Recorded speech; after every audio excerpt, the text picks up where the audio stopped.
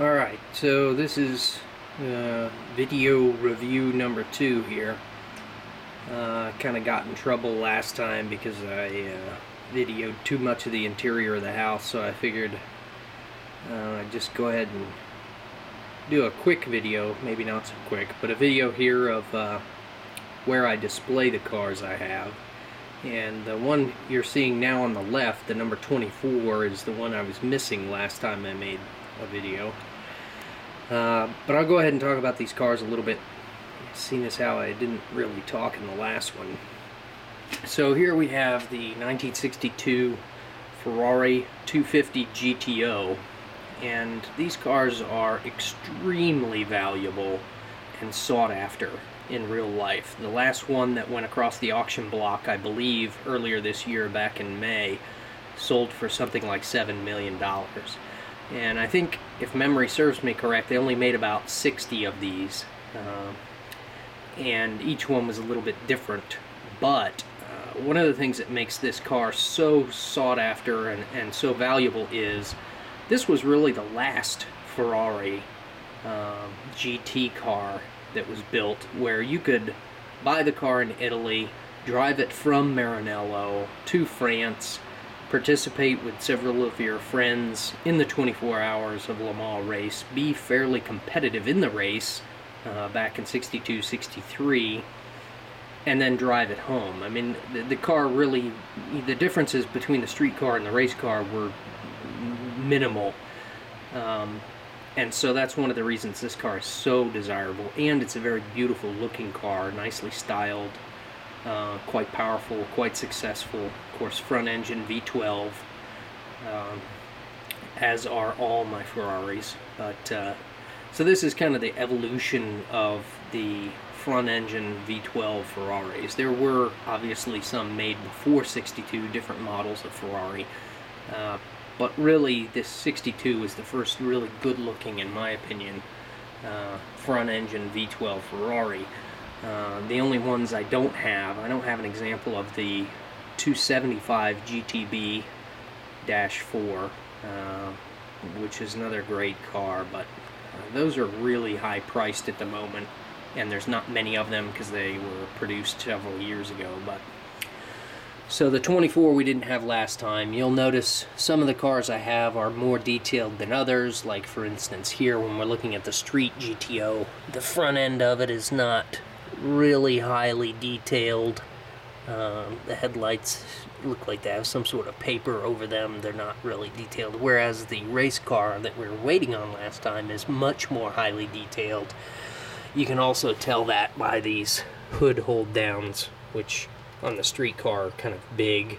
Yes, they're functional, whereas on the race car they're very tiny, and getting a little dust in here, but they're very tiny, still functional on the race car. And there's other things that are much more detailed. You can see in the interior the street car is kind of bare, whereas the race car is, you know, it's bare because it's a race car, but it has the pattern and stuff. But so that's the 1962 Ferrari 250 GTO. And then we move up into the 70s, the roughly, I think, 71 through, I don't know, 74, 5.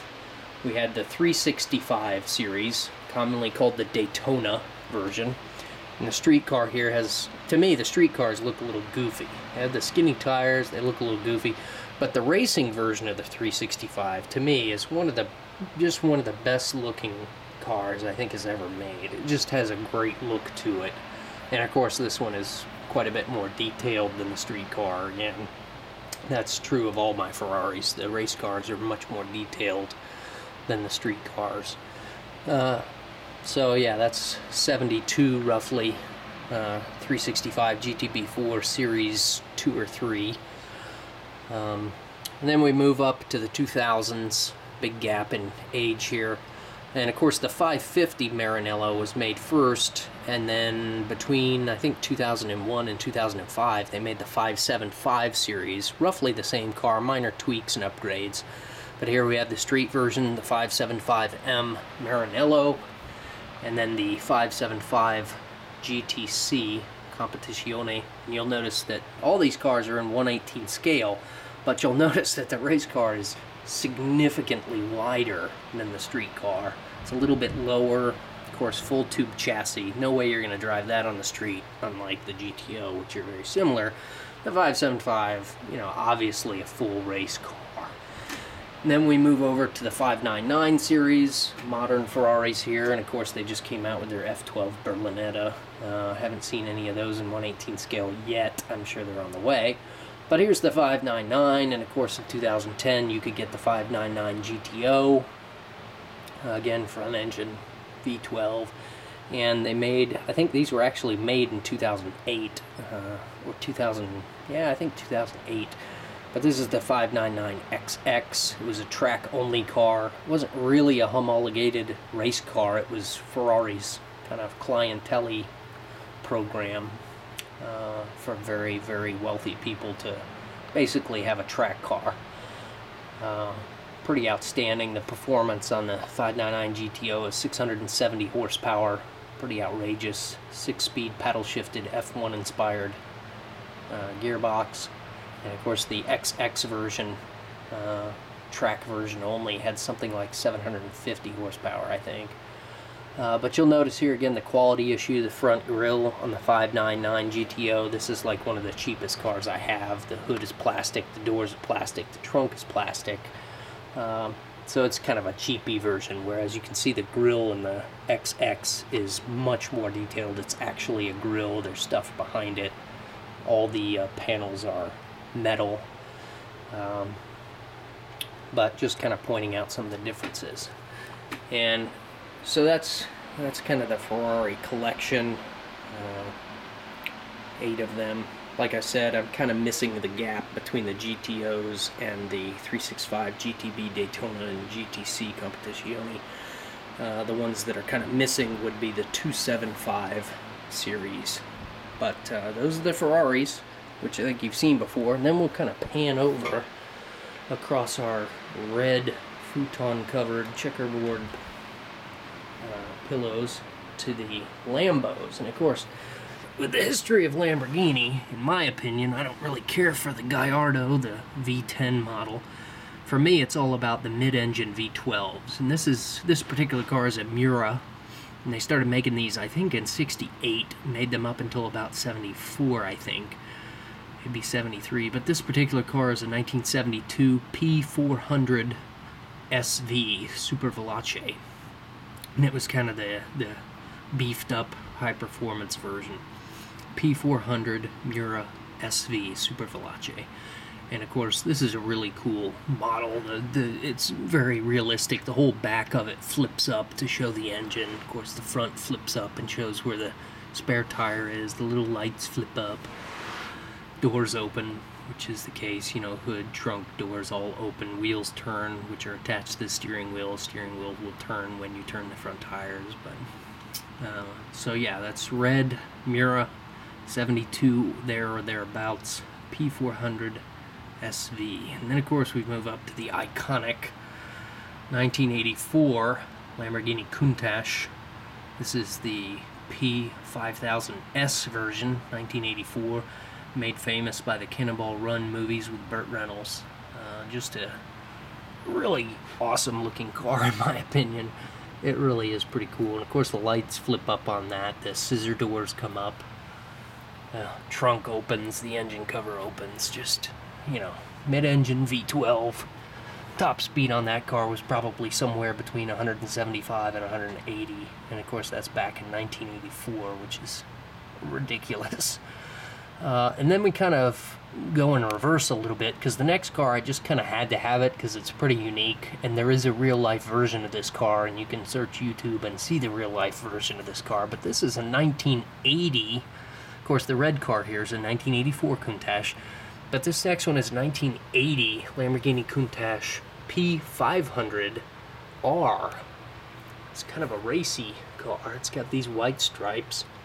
And this was a one-off that the factory produced, I believe, for a Japanese collector.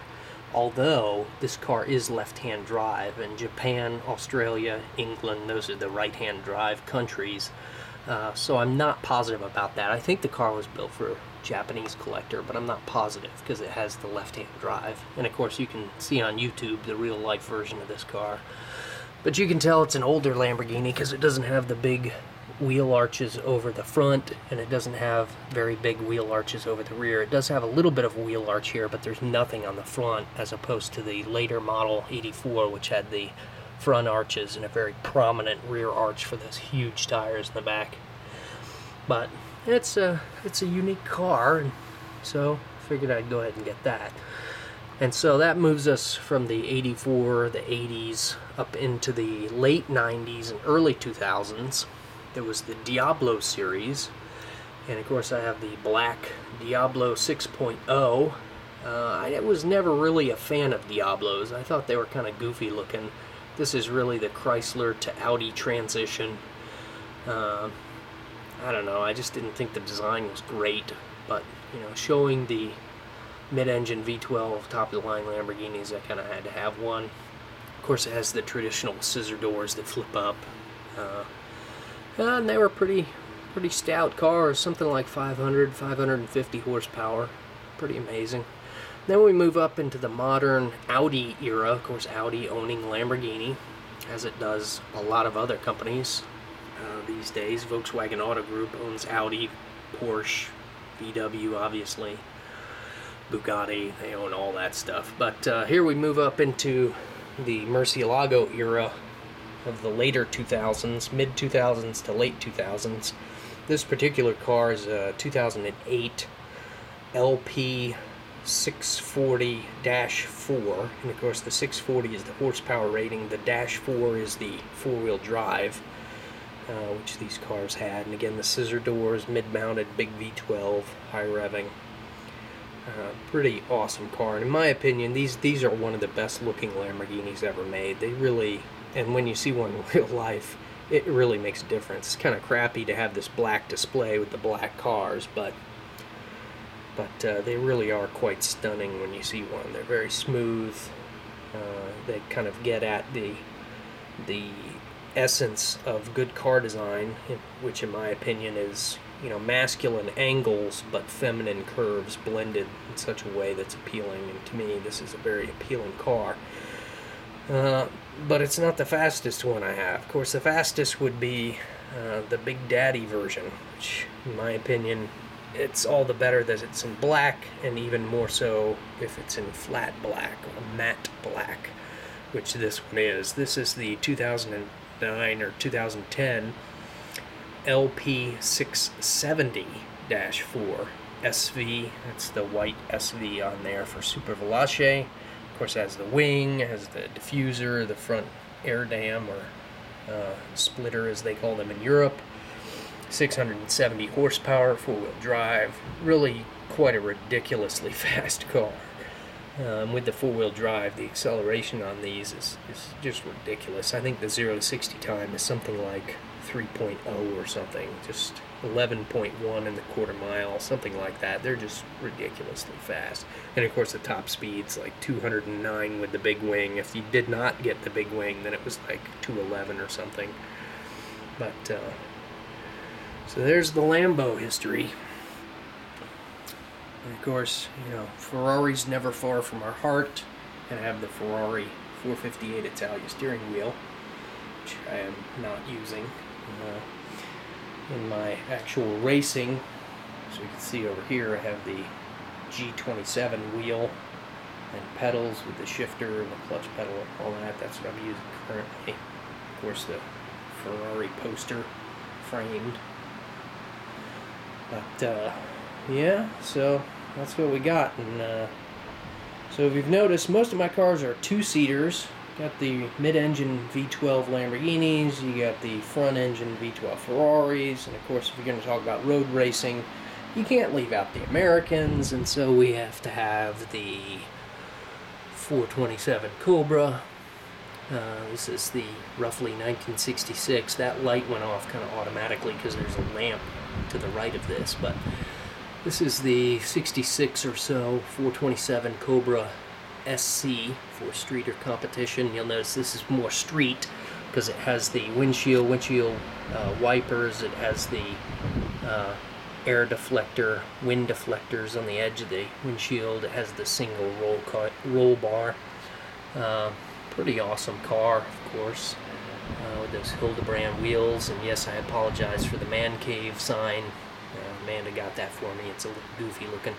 And of course we know this is more the street version because we have to have the race version with the blacked out, covered up headlights, the very small windshield for competition, the bigger roll bar here. That light is a little annoying. I hope that doesn't affect it too bad.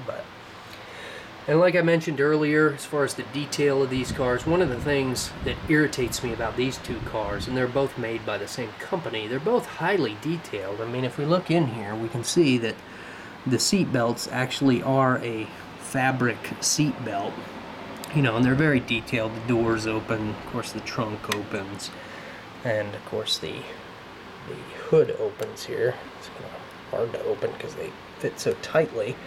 And you get the spark plug wires and the blue on the engine and the cool air cleaner and then the oil tank up in the front there.